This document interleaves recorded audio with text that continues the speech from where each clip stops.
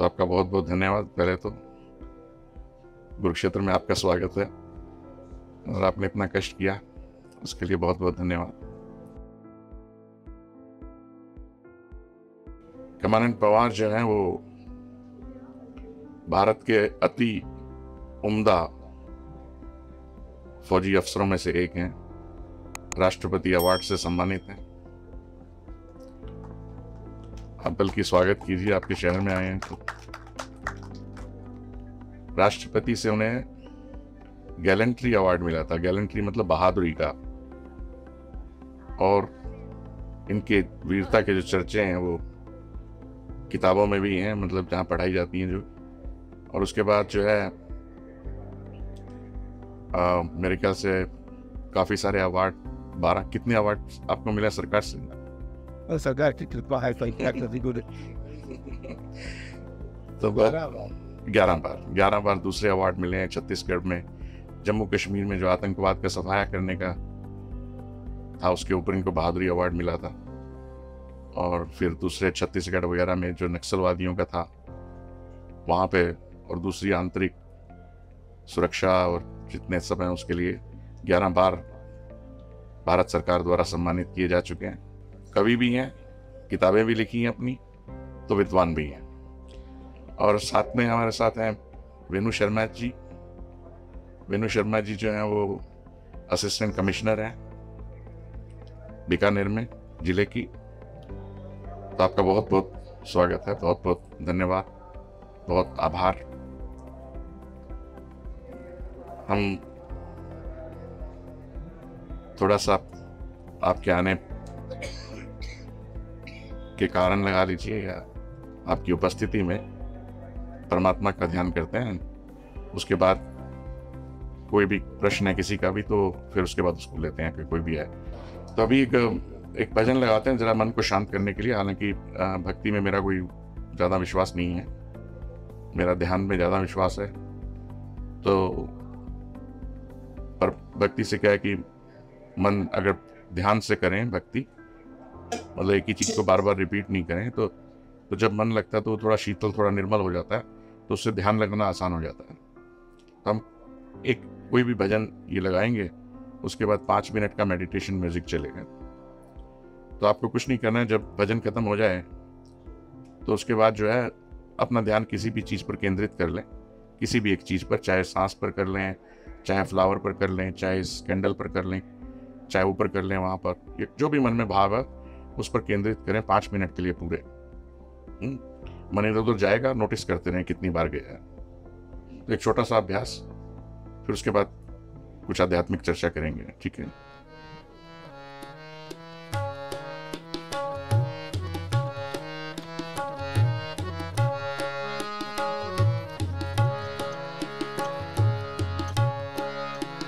जैसे सूरज की गर्मी से जलते हुए तन को मिल जाए तरवर की छाया, सूरज की गर्मी से जलते हुए तन को मिल जाए तरवर की छाया, ऐसा ही सुख मेरे मन को मिला है, मैं जब से शरण तेरी आया।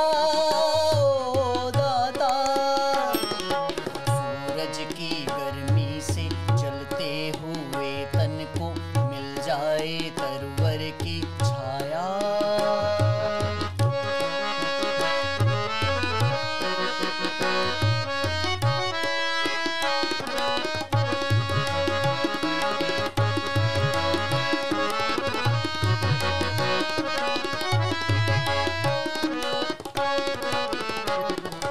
भटका हुआ मेरा मन था, कोई मिल ना रहा था सहारा।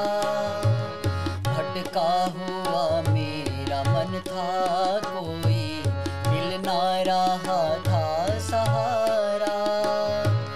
लहरों से लड़ती हुई नाव को जैसे मिल ना रहा हो किनारा। लहरों से लड़ती हुई नाव को जैसे मिल ना रहा हो किनारा।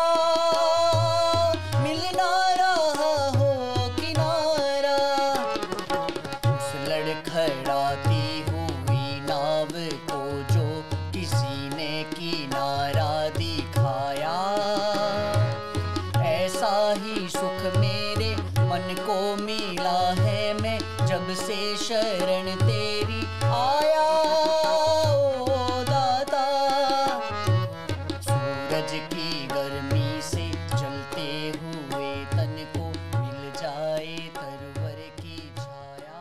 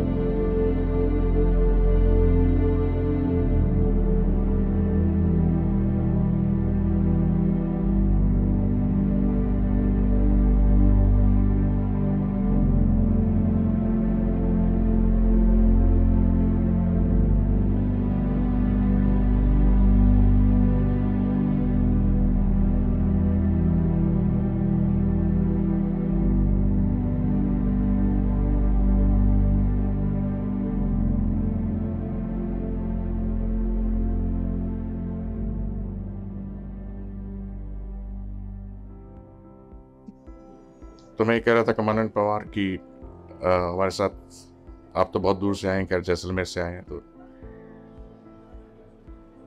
कुछ यहाँ पर हमारे करनाल के कुछ लोग हैं। आप कुरुक्षेत्र से हैं? करनाल से आप भी? अच्छा, आप भी आप कुरुक्षेत्र से हैं। तो आप लोग बेटा कहाँ से हो? कुरुक्षेत्र से हैं। आइए थोड़ा बातचीत करेंगे, आइए। इतने बड़े भारत सरकार के अफसर जो हैं, तोपखाना रेजिमेंट के, और कमिश्नर साहिबा जो है हमारे साथ हैं बीकानेर से। तो मौका आप लोगों को, यंग लोग हैं, आपको तो ज़िंदगी में बहुत आगे जाना है, इनसे प्रेरणा लेनी है। इतनी बड़ी ऊंचाइयों पे तो बहुत कम लोग पहुंच पाते हैं। राष्ट्रपति से सम्मानित होना, 12 अवार्ड सरकार से मिलना इसी जीवन के अंदर, तो और फिर अपनी किताबें लिखना, तो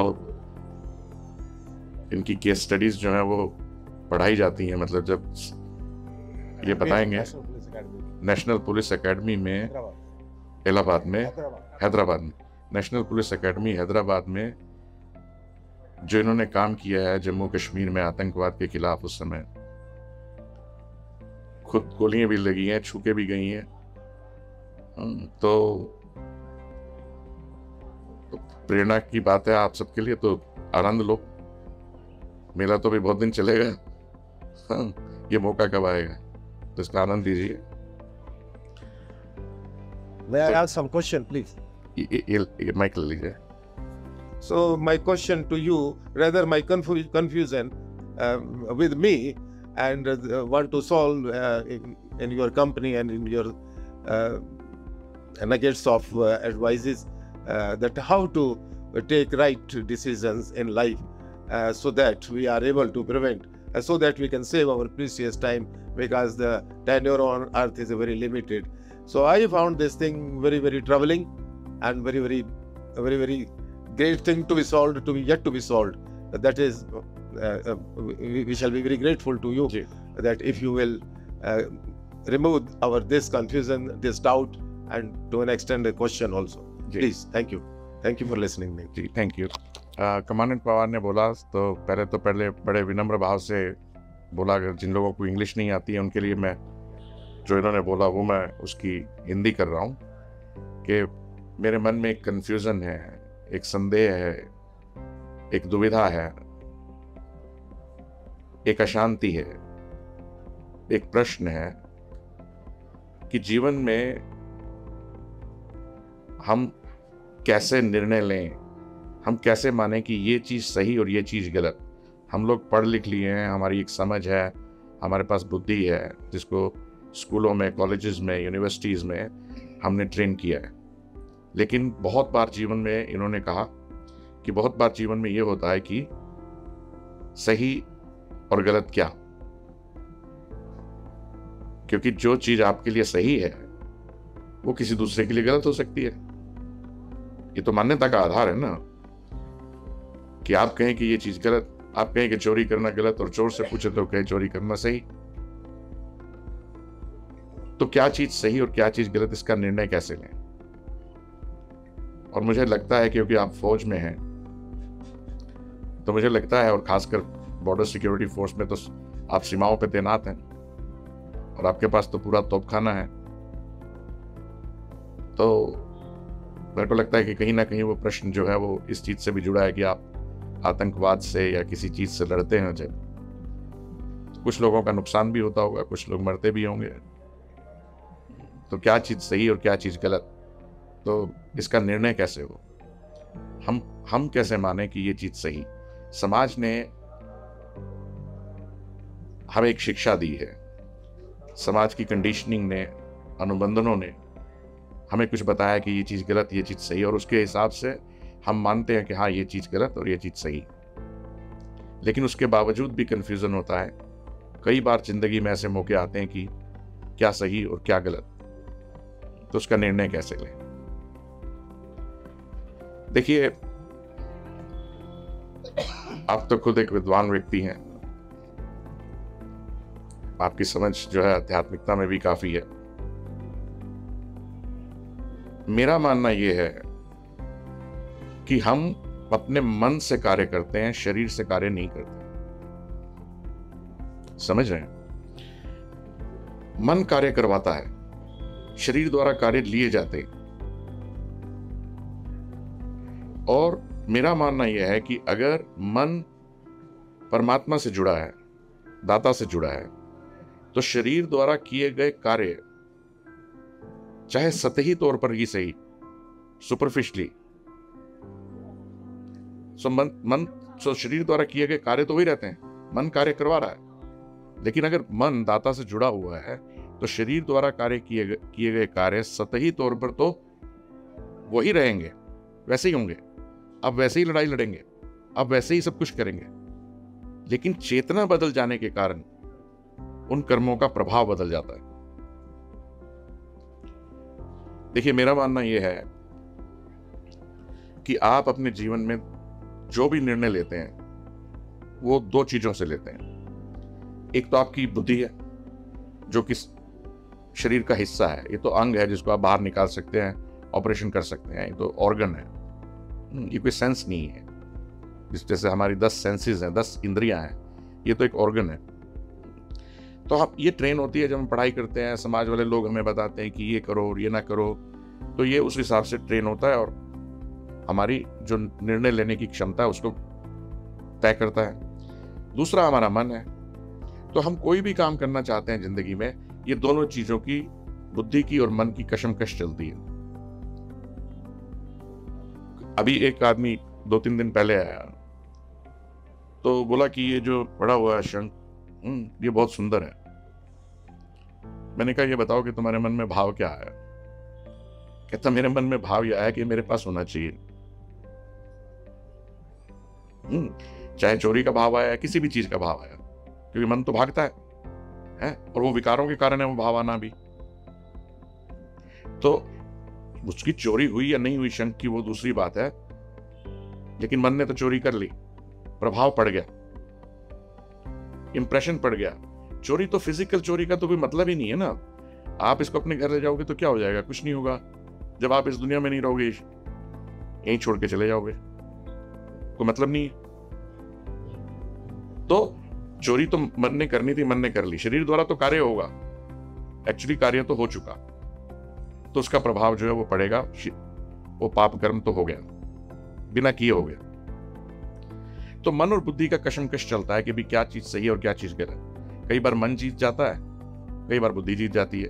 कई बार हम कहते हैं कि चलो झूठ नहीं बोलना है, हाँ, बुद्धि कहती है नहीं बोलना चाहिए, मन कहता है कि बोलना है, तो मन जीत जाता है। कई बार मन करता है कि चोरी कर लो, बुद्धि कहती है नहीं गलत बात, तो बुद्धि जीत जाती है। लेकिन ज्यादातर क्या होता है कि ज्यादातर मन जीतता है, क्योंकि मन इंद्रियों के वश में है। तो हम इस तरह से निर्णय करते हैं। अगर हम अपनी चेतना बदल लेते हैं, अगर हमारा जो जुड़ाव है परमात्मा के साथ वो कांस्टेंट है,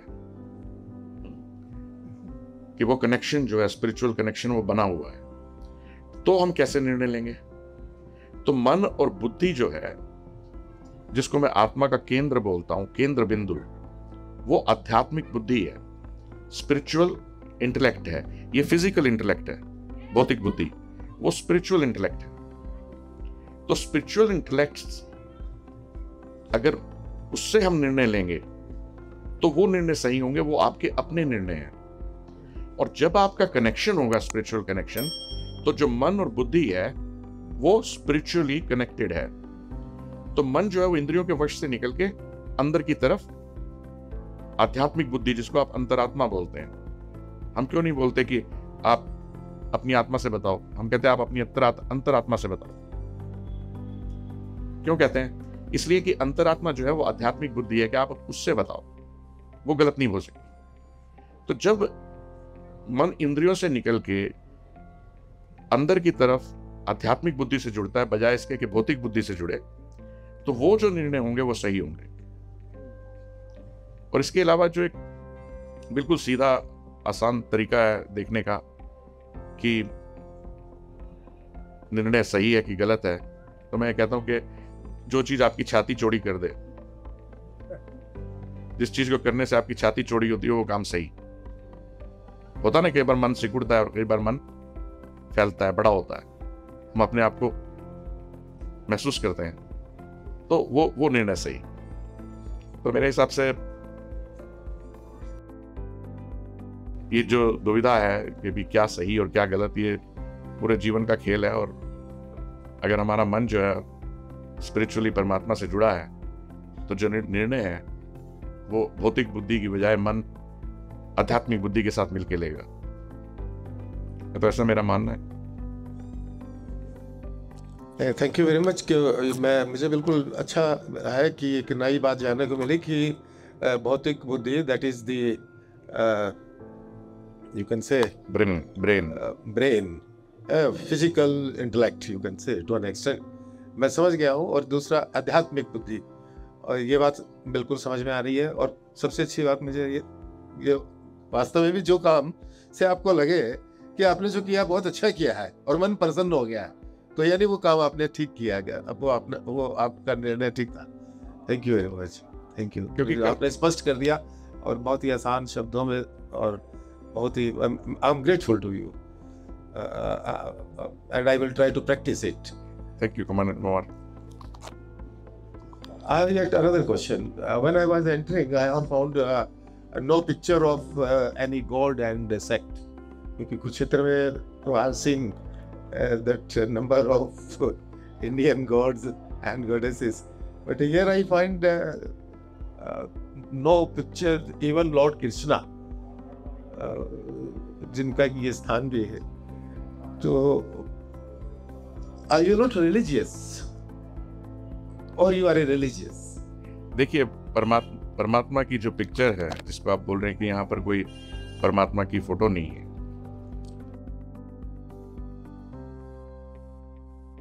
जो पिक्चरें हैं वो मुझे लगता है कि वो कल्पनाएं हैं। जब अनुभूति होती है तो उस समय वो पिक्चर क्लियर होती है कि उसका तो कोई आकार भी नहीं है। जिसका कोई आकार नहीं है उसका साइज भी क्या होगा। जिस उसकी शेप भी क्या होगी, जिसका कोई आकार ही ना हो, तो उसको कैसे बनाया जाए? तो उसको आप किसी भी रूप में मान सकते हैं, क्योंकि वो तो अनुभूति है, तो किसी भी रूप में मान सकते हैं। आप कोई पिक्चर बना सकते हैं, कोई आइडल बना सकते हैं, उसको वर्शिप कर सकते हैं, उसमें उस ऊर्जा को देख सकते हैं। मैंने ये बनाया है पीछे, तो बेसिकली ये क्या है कि ये पूरे ब्रह्मांड की शेप है। तो इसमें पूरा ब्रह्मांड का जो अनुमानित आकार है वो है। तो मेरा मानना यह है कि परमात्मा कोई ऐसी चीज तो है नहीं कि एक जगह अलग से बैठी हुई है और वहां से वो पूरी यूनिवर्स को, पूरे ब्रह्मांड को चला रही है। तो जो वो ऊर्जा है वो पूरे ब्रह्मांड में है। तो परमात्मा जिसको बोलते हैं कि कण कण में है, जिसको हम बोलते हैं कि हर चीज एक दूसरे के साथ जुड़ी है, पदार्थ और जीव सब कुछ एक दूसरे के साथ, हर प्लेनेट के अंदर मतलब गैलेक्सीज, पूरे ब्रह्मांड में इतनी सारी गैलेक्सीज और इतने सारे उनके अंदर प्लैनेट्स, और उनके अंदर 3/4 ब्रह्मांड का तो हमें पता भी नहीं है। तो वो पूरी की पूरी ऊर्जा जो है, पूरी की पूरी शक्ति, क्योंकि परमात्मा का कोई स्थान नहीं, जहां से वो ऊर्जा आ रही है और जहां चारों तरफ फैल रही है, वो पूरा का पूरा परमात्मा है। तो बजाय इसके कि हम किसी व्यक्ति के रूप में या किसी आइडल के रूप में हम उसको देखें, और आप कल्पना कुछ भी कर लीजिए, आप एक पत्थर को भी पूज सकते हैं, भारत में तो पूजे जाते हैं, और वही शक्ति बन जाती है। तो मेरा मानना यह है कि पूरे ब्रह्मांड में जो वो शक्ति है वो परमात्मा है, और उसी से सारी की सारी ऊर्जा, उसी से सारा का सारा ब्रह्मांड प्रकाशित है। तो उसकी ऑब्जर्वेंस, और आप भी वही हो, आप भी वही शक्ति हो, वही ऊर्जा हो, तो अपने आप को उसी ऊर्जा का रूप देखना। जैसे एक पानी की बूंद समुद्र में अपने को भी पहचाने और समुद्र को भी पहचाने, वो भाव। जब पानी की बूंद समुद्र के अंदर है तो वो समुद्र है, लेकिन अपनी इंडिविजुअलिटी खोए बिना, जिसको अद्वैत दर्शन कहते हैं, कि पानी की बूंद खुद को भी देखे, स्वयं और ब्रह्म का ज्ञान, पानी की बूंद को अपना बूंद के रूप में और समुद्र के रूप में ज्ञान, तो वो इसका प्रतीक है। और इसमें जो आंख बनाई है, या पुतली कह लीजिए आंख की, उसका भाव सिर्फ इतना है कि हमें ये ध्यान रहे कि हर समय वो ऊर्जा, वो शक्ति, वो परमात्मा हमारे पाप कर्मों को, हमारे अच्छे कर्मों को, सुकर्मों को, विकर्मों को, सबको देख रहा है। और हमें खुद को इतना सुंदर बनाना है कि जब भी आप अपनी छवि इस पुतली में देखें तो आप अपने आप को अति सुंदर महसूस करें, अति खूबसूरत महसूस करें। तो परमात्मा को तो किसी भी रूप में माना जा सकता है। परमात्मा की तो जिस चीज को देखा नहीं है, जिस चीज को जाना नहीं है, जिस चीज की अनुभूति नहीं हुई है,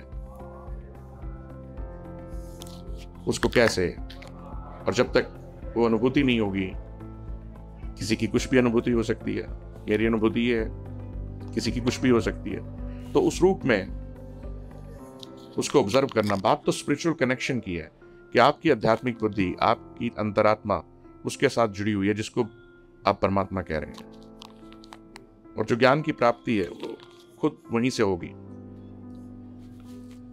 हम इतनी सारी किताबें पढ़ते हैं, गीता पढ़ ली, उपनिषद पढ़ लिए, और दूसरे वेद पढ़ लिए, सारे के सारे। ये सब चीजें जैसे स्कूल में हम पढ़ाई करते हैं, मेरा मानना ये है कि हम उनसे सीखते हैं, हमारी समझ बढ़ती है, हमारी समझ की वृद्धि होती है कि भाई हमें एक चीज और पता लगी, हमें एक चीज और पता लगी। भाई पहले हम 2 का पहाड़ा पढ़ते हैं, फिर 4, 3 का पढ़ते हैं, फिर 4 का पढ़ते हैं। ऐसे पहाड़े पढ़ते पढ़ते हम 15-16 तक के पहाड़े सीखते हैं। फिर विज्ञान पढ़ते हैं, फिर मेडिकल साइंस पढ़ते हैं, कुछ पढ़ते हैं। तो धीरे धीरे हम आगे बढ़ते हैं अपने जीवन में। इसी तरह से जब जो भी आध्यात्मिक लिटरेचर है वो हमारी समझ को बढ़ाता है। लेकिन जिसको ज्ञान कहते हैं कि ज्ञान की प्राप्ति होना, वो क्या है? कोई वेद रटने से तो अगर वो आपके जीवन का हिस्सा नहीं बने तो क्या फायदा है? जब तक वो स्वभाव नहीं बना तो क्या फायदा है? तो ज्ञान से मेरा मतलब इतना है, चीजों और तथ्यों की स्पष्टता, clarity about things and facts, स्थायी और अस्थायी का भेद, टेम्पररी क्या और परमानेंट क्या, और स्वयं और ब्रह्म का ज्ञान। ये 3 चीजें, ये ज्ञान है। बाकी सब सीढ़ियां हैं आगे बढ़ने के लिए। तो ये जो है कि आइडल आप मान सकते हैं, लेकिन मेरे लिए तो जब मैं एक्चुअल में महसूस करता हूं तो जुड़ाव जो है वो परमात्मा है। वो सारी की सारी शक्ति जो हर पदार्थ और जीव को एक साथ जोड़े हुए है, प्रकाश के माध्यम से जोड़े हुए हैं। हवा के माध्यम से आपके मेरे बीच में प्रकाश है, कैसे हटा सकते हैं? तो वो अनुभूति, किसी की कुछ भी अनुभूति हो सकती है अलग अलग। परमात्मा का आप उसी हिसाब से रूप बनाइए और उसको उसी हिसाब से पूजिए, उसी हिसाब से उसको याद कीजिए, उसी हिसाब से अपना कनेक्शन उसके साथ जोड़ के रखिए। हम परम द्वेष थोड़ा पास में कर लीजिए माइक। एक ये चार्ट है, इसमें आत्मा के 12 गुण देख रही हूँ मैं। तो मेरी जिज्ञासा है कि आत्मा और मन क्या एक ही हैं? आत्मा और मन एक ही हैं? और जब इनमें गुण हैं तो क्या इनमें विकार भी हैं? बहुत गहरा प्रश्न है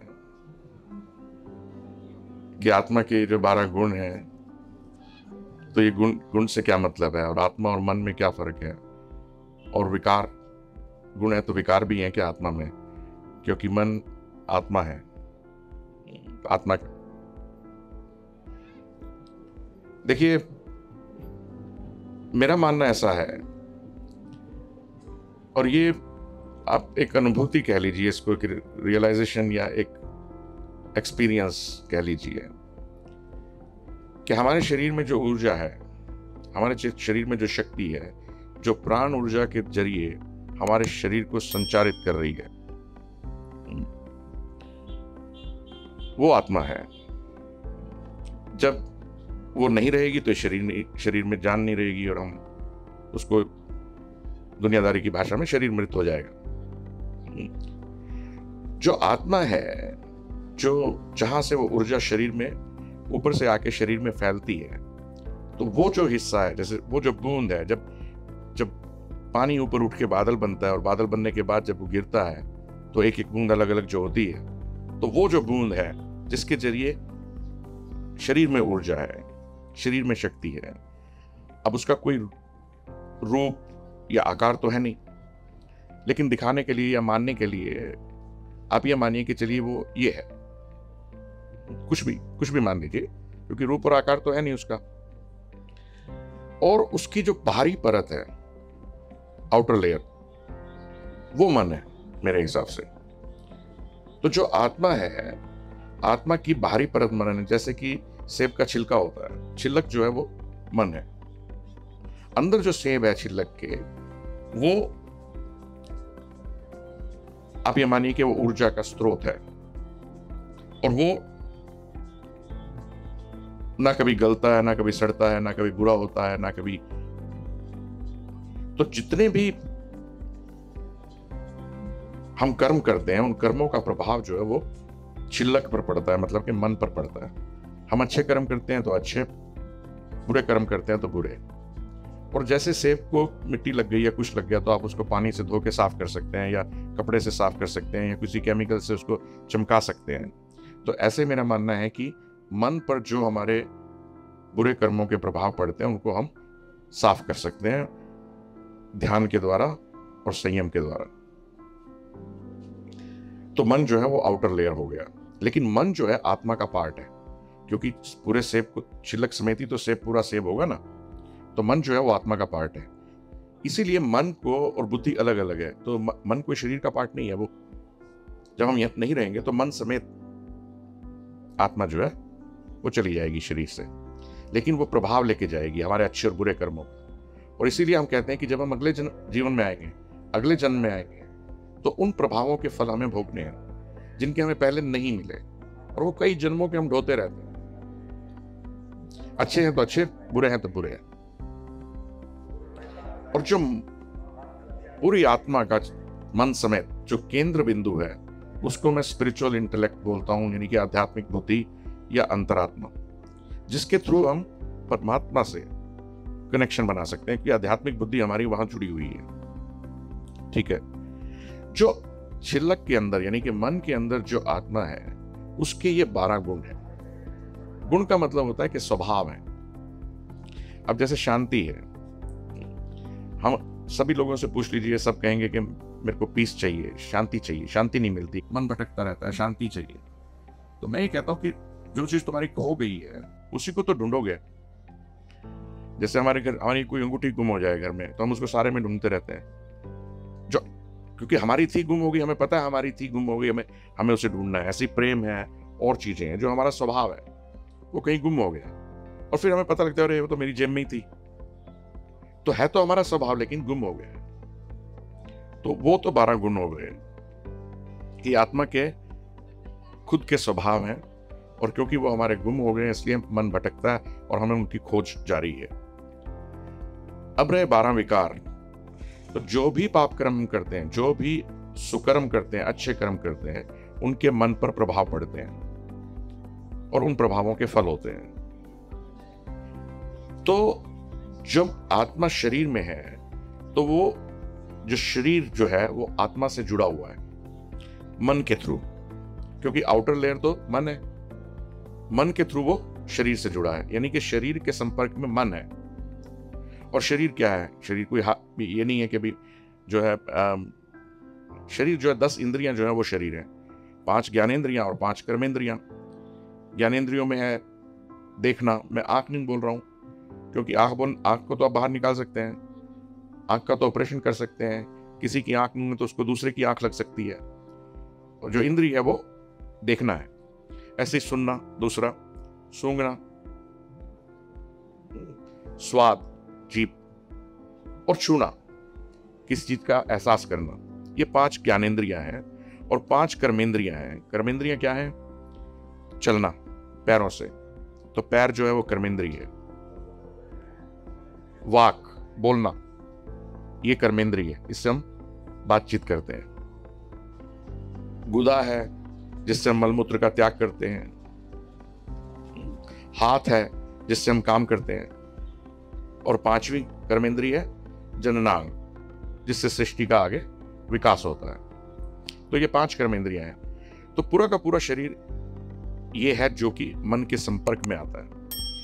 अब मन जो है अगर इंद्रियों की तरफ खींचेगा और आध्यात्मिक बुद्धि से दूर होगा, जैसे हमने पहले कहा कि कैसे हम निर्णय लेते हैं, तो अगर मन जो है वो इंद्रियों की तरफ खींचेगा तो इंद्रियों के वश में होगा और मन उसी हिसाब से निर्णय लेगा।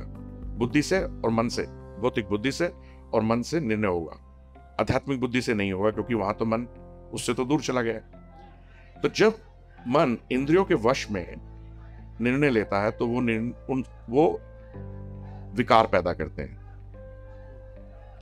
तो मैंने जैसे हम लोग सुनते हैं काम, क्रोध, लोभ, मोह, अहंकार, ये 5 विकार। तो मेरा मानना यह है कि 12 विकार होते हैं मन के, जो इंद्रियों के वश के कारण होते हैं। जैसे लालच है, वो एक विकार है। ईर्ष्या जो है वो भी एक विकार है।